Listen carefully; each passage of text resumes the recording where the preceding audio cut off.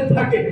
তাহলে এই যে শ্রমিকরা, এখানে আব্দুর রহমান ভাই বলেছে, আমি যখন কারাগারে যাই প্রিজন পেয়ে দেখা হয়েছে হকার পানি বেচে বাসে, দেখা হয়েছে রিক্সা চালায়, দেখা হয়েছে বাসের হেল্পার। ছাত্রদের আন্দোলনকে অবশ্যই আমরা গ্লোরিফাই করছি, আমরা সম্মানিত করছি, টকশো করছি, কলম দিচ্ছি, তরুণদের নবজাগরণ, তরুণদের অদম্য শক্তি, এটা যেমন ঠিক, একই সাথে এই আন্দোলনে যে স্বাভাবিক ছাত্র জনতা শ্রমিকদের যে কন্ট্রিবিউশন, সেটা কোনোভাবেই অস্বীকার করা যায় না।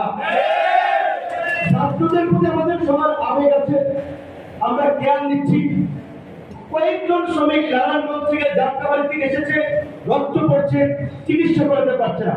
এই যে সরকারি ভাবে দুটো হসপিটালে যে চিকিৎসা দেওয়া হচ্ছে, আপনার সিএমএইচ এবং ঢাকা মেডিকেল, এটাও কিন্তু অনেকে যাচ্ছে না।